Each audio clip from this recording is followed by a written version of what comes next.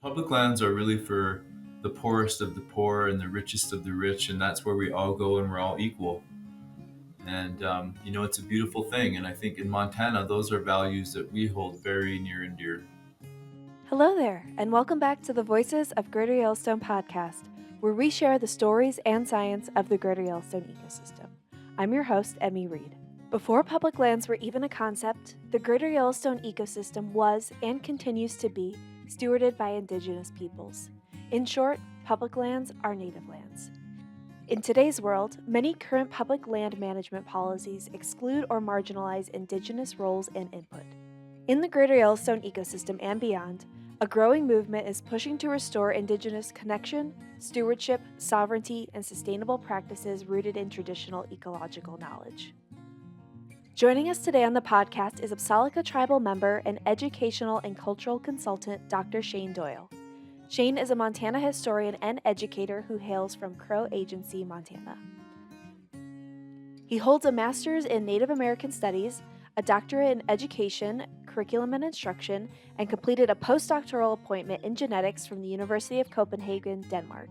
Shane has published over a dozen articles about the ancient history, culture, and contemporary experience of the Indigenous people of Montana, and continues to work as a researcher and public lands advocate in the Greater Yellowstone ecosystem.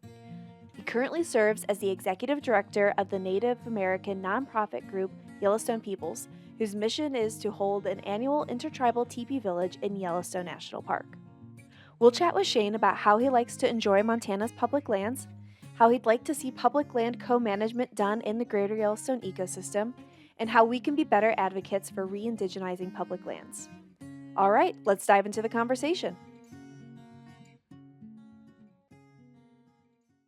My name is Dr. Shane Doyle, and I'm a member of the Apsáalooke Nation, and I'm the executive director of Yellowstone Peoples, a nonprofit based in Bozeman. Wonderful. Welcome to the podcast, Shane. Thank you for joining us. Could you describe your favorite spot found on public lands in the Greater Yellowstone ecosystem? What does it look like and sound like and smell like? Wow, that's such a great question. I have so many favorite spots in Montana, it's really hard to narrow one down. I'd say, ironically, when you first posed the question, one of my favorite spots is actually on private property. Right. So that's kind of a twist, I think. But I would say my favorite place on public lands um, is probably in the Beartooth, Apsáalooke Plateau area. You know, that wilderness area there. Um, it's just so otherworldly, and it's so close to home at the same time. And culturally and geographically, I feel like I'm in my zone there. Um, but at the same time, you just feel so far away from civilization and just all of the chaos and crises of the modern world. And the air is so fresh and sweet. You can smell the ice still. You can smell the earth up there, the moss and the pine trees, especially in the afternoon. Of course, all of us Montanans who get out into the mountains know that by the afternoon, the pine needles are starting to heat up, and you get that smell that you just for those few hours, it's just so special. So yeah, I would say, even though I grew up on the plains, and actually I always tell people I didn't even know there were mountains in Montana until I was in the seventh grade, I think, um, which is a bit of a joke, but also a lot the truth. Um, and But so I've always been drawn to the mountains, and I think that's one of the reasons why I live in Bozeman too. Is just there's so many great public places here around Bozeman. Up in Highlight, we got the Bridgers. You can head west or north. There's 16 Mile Creek up by Modlow. That's a place where very few people ever go. But it's just Montana is just filled with all these jewels right and left. It really is. Any direction you look, you're gonna find something pretty spectacular, that's for sure. Yeah. Yeah. Um, how do you like to enjoy public lands? I just like to get out there and walk around and look around and smell things and, feel the sun, or if it's rainy, feel the rain. I like to get out in all kinds of weather. I like to get out in the winter, of course. Uh, and so I'm not a hunter. I'm not a fisherman. I'm really not what you would call a recreationalist. I really don't, I don't own a boat. I own a backpack, but, ever since we started having kids about 21 years ago, I haven't used that very much. I'm going to get back into it at some point. But I just like being out on the land. I grew up that same way. I grew up, my mother was a single parent, and, she wasn't a hunter or fisherman. But we would take walks. We would get out, go down to the river. She would gather cattails, and she would put them in a glass vase, in the fall. And, just finding ways to bring nature into our house and being out into nature and just peaceful. So yeah, that's why I find a lot of peace on our public lands. I love that. I can relate. I love to just get out on my own 2 feet and just see where I Mhm. end up. It's really lovely. Could you tell us a bit about your journey to becoming an advocate for public lands? Well, that's a great question. I think, when I first started investing myself in lands, I think it was when I was in the second grade, when the Crow tribe, actually, it was a tribal affair, tribal issue. We were trying to protect our rights to the Bighorn River. And I think at the time I was so young, I didn't really understand the whole issue, but I was motivated and I was struck by this really visceral connection that people have with rivers and with, mountains and with the land. And it just felt right to me. It felt like, if I was going to invest myself in something, that would be something that I would always feel good about. And so I think from early on, I, I I learned to advocate for lands and for the use of lands in a good way. Um, that particular case wasn't necessarily a public lands case, but, uh, I think when I really, as an adult, became invested in public lands was during the Trump administration, when the Bears Ears Monument was being threatened and being to be shrunk. And, you know, I wanted to give my voice alongside many others who were saying this is not right. That,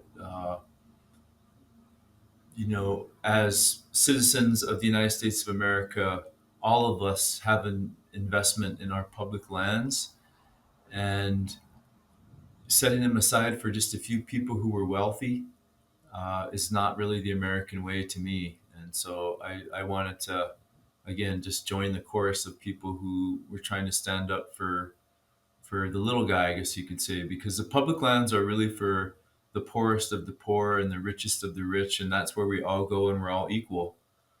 And it's a beautiful thing. And I think in Montana, those are values that we hold very near and dear. Shane, could you tell us a bit about Bears Ears National Monument for our listeners who may not be familiar? Yeah, of course. The Bears Ears is a pretty new national monument. It was established during the Obama administration, and it was a long time coming. There were decades of planning to get the Bears Ears established, and the most remarkable thing about the Bears Ears is that it was an intertribal coalition, collaborative group that really put the ball rolling, or got the ball rolling.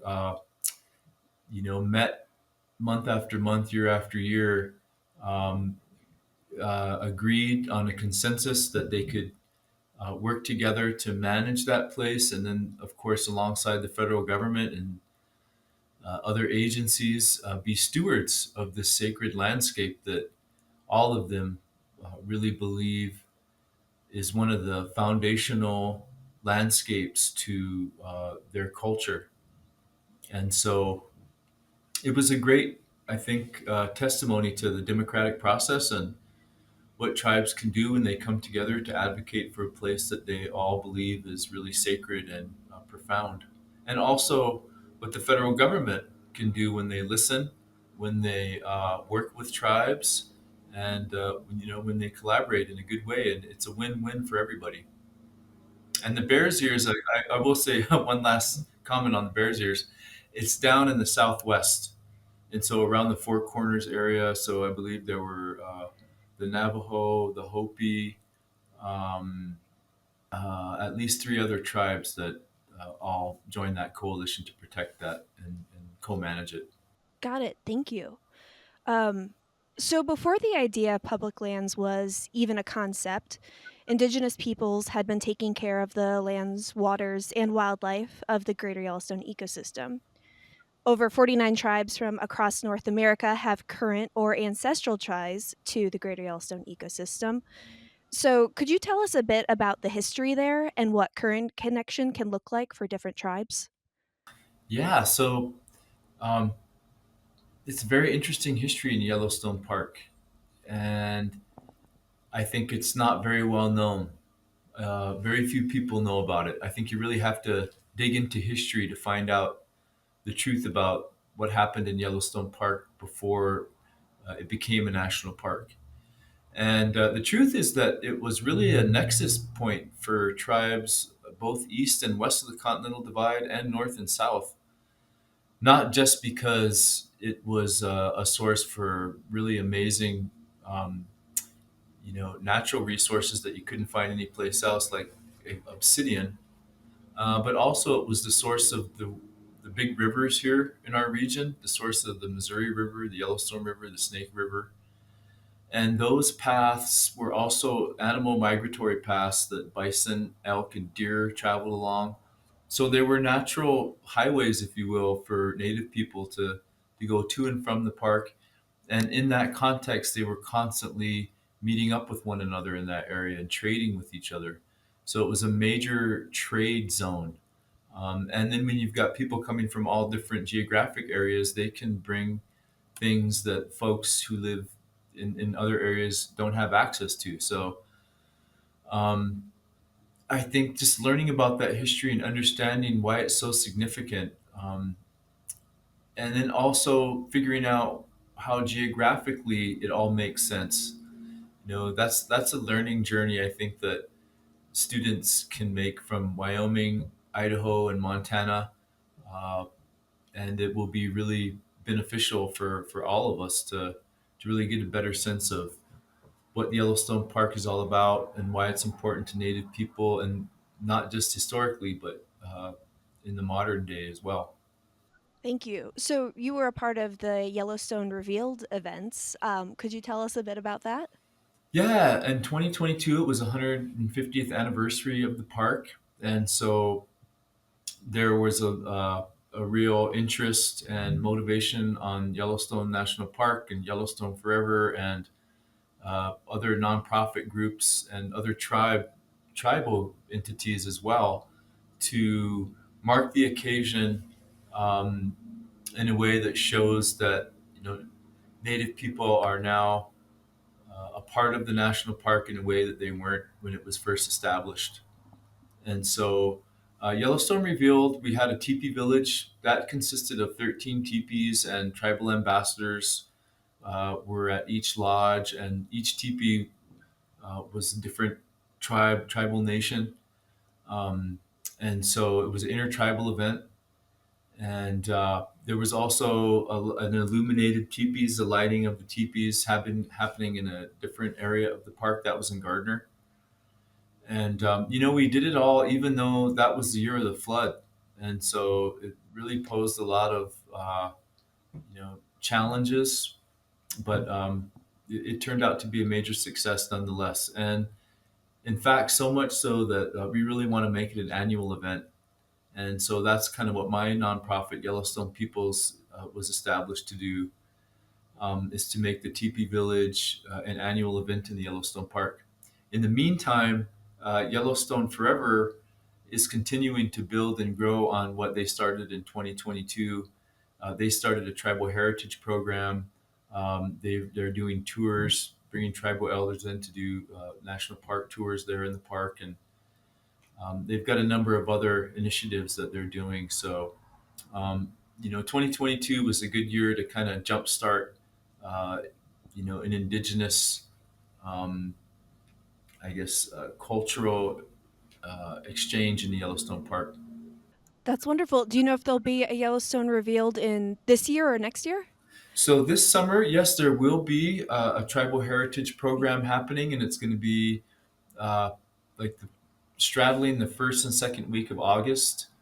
I want to say August 6th through 10th. The illuminated teepees will be set up in Gardner, and during that time, there will also be a number of other events that Yellowstone Forever is organizing and sponsoring and promoting.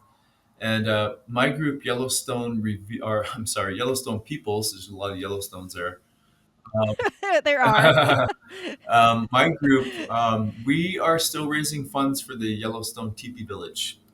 And I don't know if we're going to get it done this summer. It's kind of pretty late to get it, all secured. But for sure, 2026, and then in the years to come, like I said, we want to make it an annual event. Great. We'll put the link in our show notes for any of our listeners that want to learn more. Speaking of Yellowstone Peoples, can you tell us a bit about your organization? Yeah, yep, absolutely. Yellowstone Peoples was formed last summer, and it was basically uh, a group that was all involved in the 2022 Yellowstone Revealed project. Mountain Time Arts kind of led that project at the time, but then they've stepped away. And so it felt appropriate for another nonprofit to step up and kind of take the baton and hopefully keep it going. And so that's when myself and some other folks in Indian country decided we would go ahead and start Yellowstone Peoples. And so folks who are involved in Yellowstone Peoples include not just all the tribes in Montana, but also the Idaho tribes, Shoshone and Nez Perce, and the tribes in Wyoming at Wind River, the Eastern Shoshone and Northern Arapaho. So we have a lot of different tribal nations involved with Yellowstone Peoples, and I think the intent is to get an authentic voice, an authentic representation from these tribal communities that can be at the Yellowstone Park, and in the context of all that, promote tribal youth for career pathways that they can find through the Yellowstone Park, whether it be working for the National Park Service or exploring research opportunities in academia, or going into the tourism industry.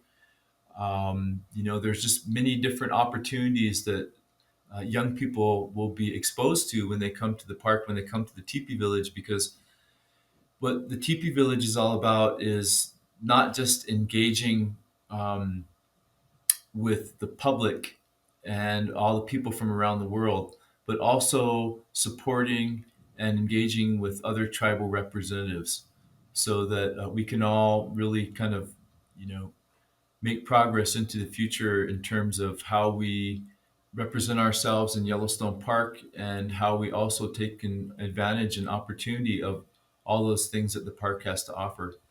Could you tell me a bit about what re-indigenizing public lands means to you? Yeah, I mean, I think earlier you asked a question about Montana being public lands historically before non-Indians came here, and I think in the Northern Plains, it had a very unique way of life where the tribes here moved camp throughout the year, and so they really shared a lot of this landscape to hunt and gather on, and it wasn't really owned by any specific tribe. There are 13 tribes here in Montana, and you don't see that in Idaho, Wyoming. You don't see it in Canada or in the Dakotas. Um, And I think it just goes to show that, tribes were coming here because they understood that this was a land for everybody, and that, really the only area that tribes really owned, if you could call it that, was, where they spent the winter and where they were using to basically survive. And so there was plenty of room for everybody out here in Montana, and there was a lot of resources. There were lots of bison and wild foods. And I think, the spirit of the land is that, uh, it's not the kind of landscape that was meant to be domesticated. Farmers have come here, ranchers, and they've had moderate success, and there's a lot of good things that come from Montana, but only to an extent, I think. And for a large portion of the year, our land is really kind of cold, and there's not much going on. And I think to re-indigenize public lands is about understanding the history of Montana and why that's important today. And I think it's really important today because you can't really, even though you want to change Montana into Los Angeles or some other place, um, it's going to be a frustrating endeavor for you. And so I think accepting Montana, understanding its limitations, respecting the wildlife here, respecting the water, the air, that's part of re-indigenizing it. And then also bringing indigenous peoples back onto those public lands to have representation there, whether it be in the form of rangers or, again, tourism. Um, there's a lot of different ways we can indigenize our public lands. We can also educate the public about our public lands and put signs up.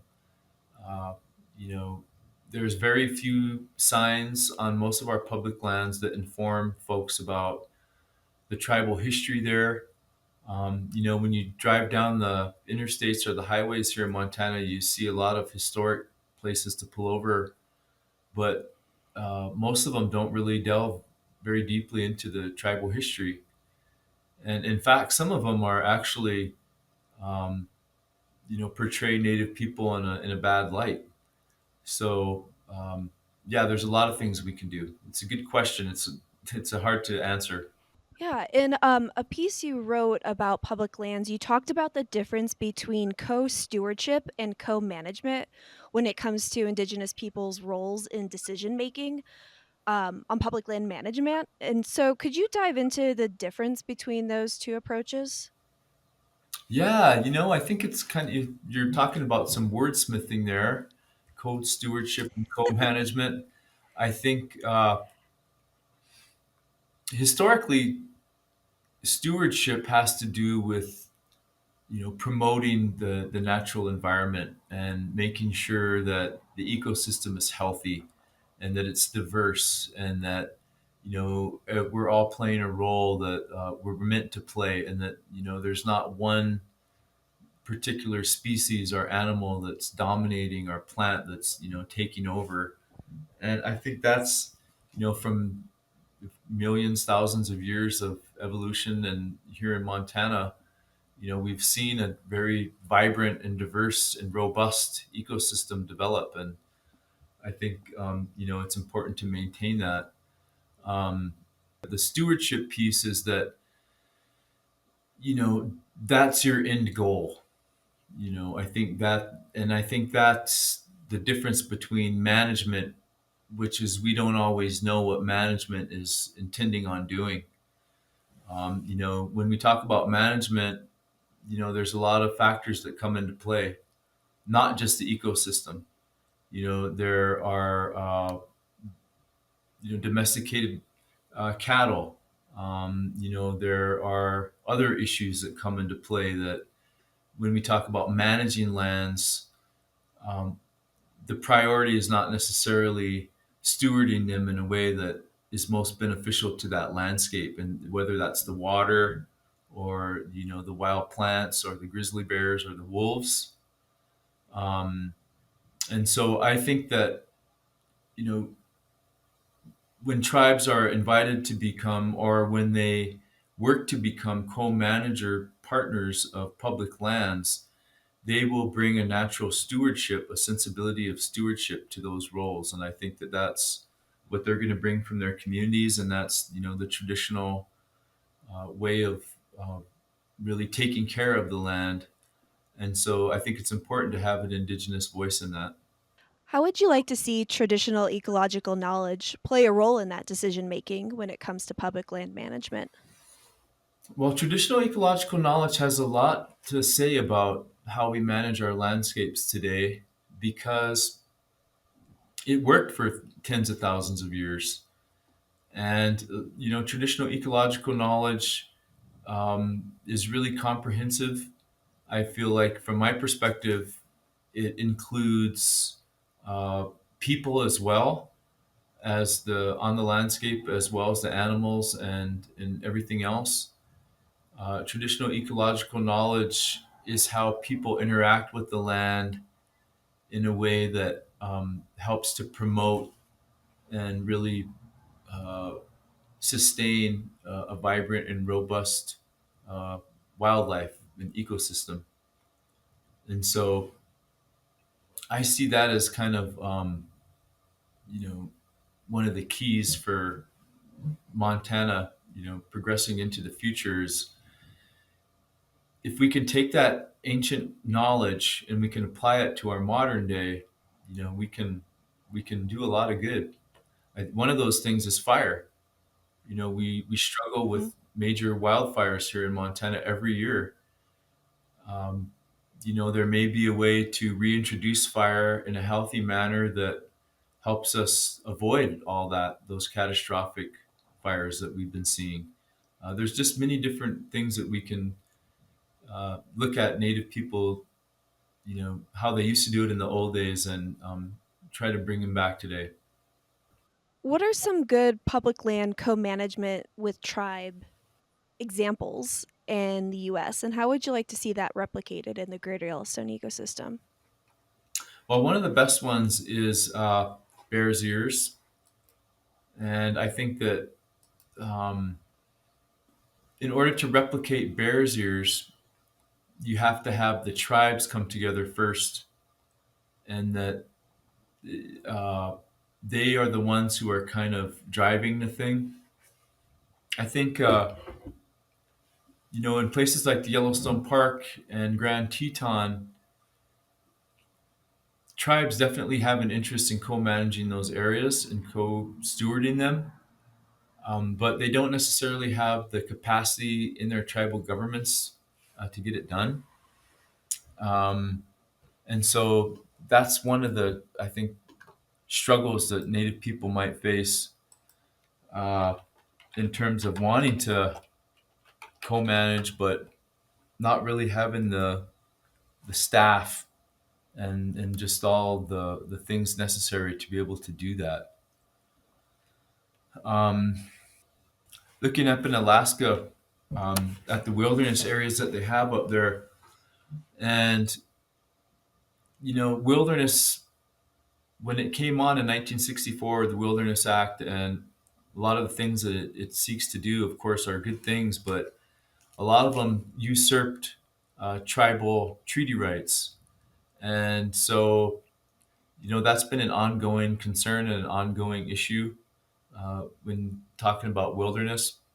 But up in Alaska, they have the Alaska National Interest Land Conservation Act. And that particular law there allows tribes like the Tlingit to basically co manage these wilderness areas and do it in a way that benefits everything. It benefits the wilderness, benefits the people. Um, you know, there are no motorized vehicles that are allowed in there in these wilderness areas, but tribal people are still allowed to go in and do sustainable hunting and gathering. I don't know if there will ever be a time when we'll be able to hunt in the Yellowstone Park, but I think there are certain aspects of the park or and around the Greater Yellowstone that Native people should be allowed to access and use for ceremonial purposes, for example, um, or maybe to harvest some wild plants. I think that those are the kind of discussions that have to be made or have to be had between not just the public officials, but also the public at large, and that so that people can become comfortable and become familiar with what it looks like when Native people have a co-management role in our national parks. I think it's nothing to be afraid of. It's nothing to worry about. I think it's something that is happening elsewhere. Those were just the two off the top of my head and looking at my notes. But this is something again that's been talked about for a long time, and uh, I think we're ready for it. Thanks. Have those conversations with Yellowstone started yet, or are they in the works? Where's that process at? Well, I don't think there have been any talks about co-management of the Yellowstone Park just yet, but there was Mhm. a co-management forum, like a 2-day meeting that we had down in Jackson Hole that was sponsored by the Wyoming Wilderness Association and almost a dozen other nonprofits. And that was in Jackson Hole in October of 2023.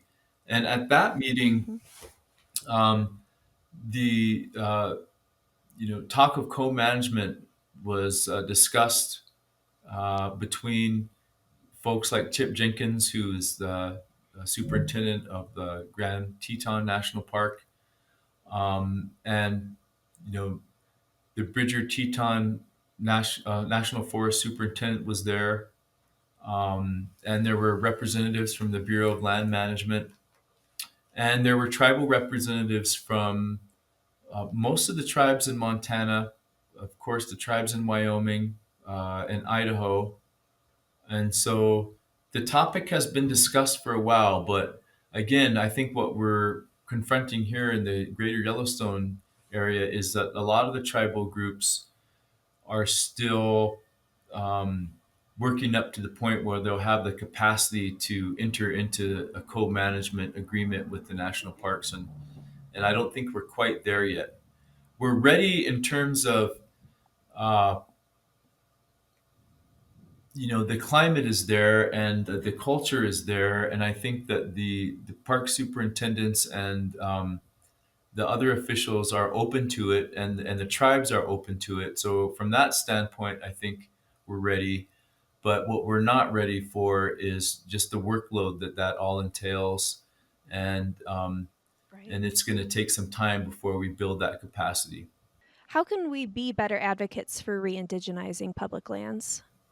Well, you can write your senator and congressman.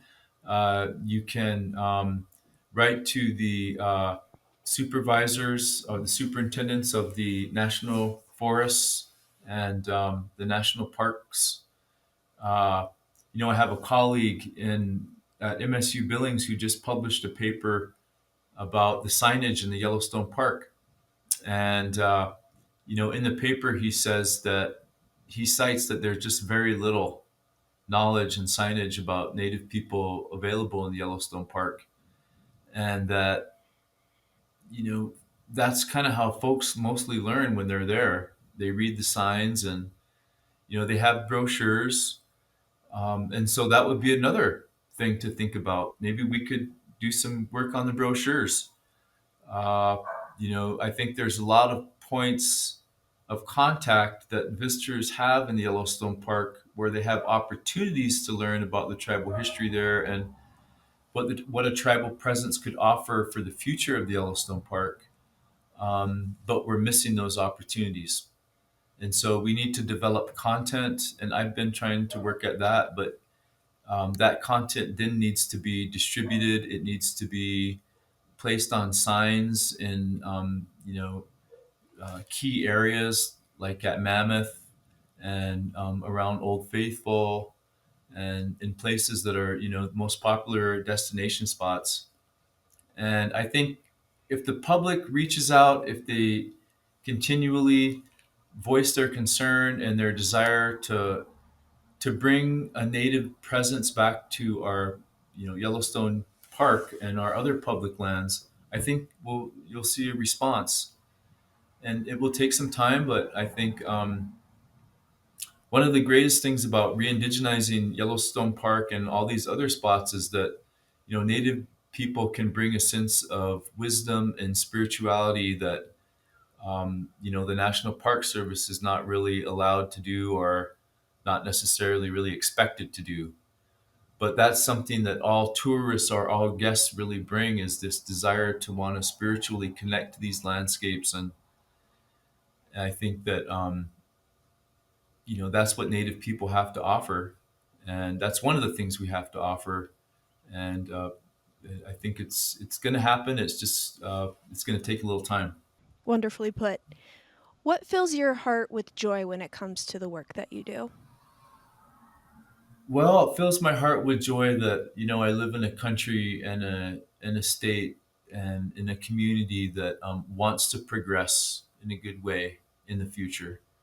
And that, even though we have a lot of setbacks, and our current administration is not supportive of these kind of efforts, that that too will pass. And that, the long arc of American history is that, we're a diverse nation, and that we will continue that progressive march towards being uh, everyone being included in our national conversations, in our national parks, in our national lands. And so it fills me with joy to be a part of that, and to know that, if I wasn't doing this work, that um, the struggle would be even harder for those of us who are already engaged in it. And, there's already enough pushback right now against diversity, equity, and inclusion. There's already enough pushback against uh, progress that's been made over the past, since the 1964 Civil Rights Act or what have you. And so, I'm just happy to be on the right side of history, and I'm happy to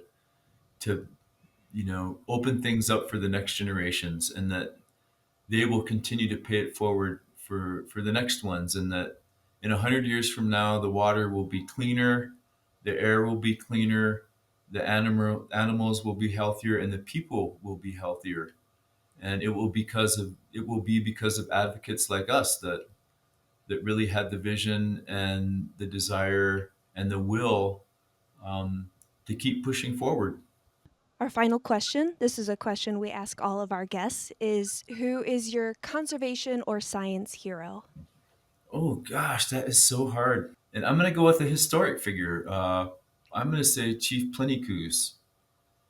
And I'm going to say he's a conservation hero to me because when he died, he left his home and his land to the state of Montana, for it to become a state park, for it to become public lands, and not uh, federal public lands. I always thought that was so interesting. He wanted the state of Montana because he understood that, the state has to be involved as well. And that, what's so interesting is, and he left his land to the state. The state park service hadn't even been established yet. And so his land, his home, and his area was one of the very first state parks in Montana. And so, to me, he's a hero because he had a broader vision, not just of himself or his family or even just his tribe. He had a vision for the world. And, I think that's something to aspire to. Wonderful. Shane, thanks so much for joining us on the podcast. I hope you have a lovely rest of your spring. Thank you so much. It was an honor to be a part of this.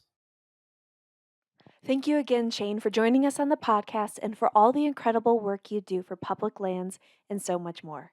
I've included links on Shane's organization, Yellowstone Peoples, and Yellowstone Revealed in the show notes. The Voices of Greater Yellowstone is a podcast by the Greater Yellowstone Coalition. a conservation nonprofit that works with all people to protect the lands, waters, and wildlife of the Greater Yellowstone ecosystem. Don't forget to become a podcast insider via the link in our show notes, and we'll send you a free podcast sticker and a Greater Yellowstone Coalition sticker. Please also consider rating and reviewing the podcast on Spotify, Apple Podcasts, or wherever you listen in to boost our visibility on the platforms. As always, thanks for tuning in, and we'll see you next time.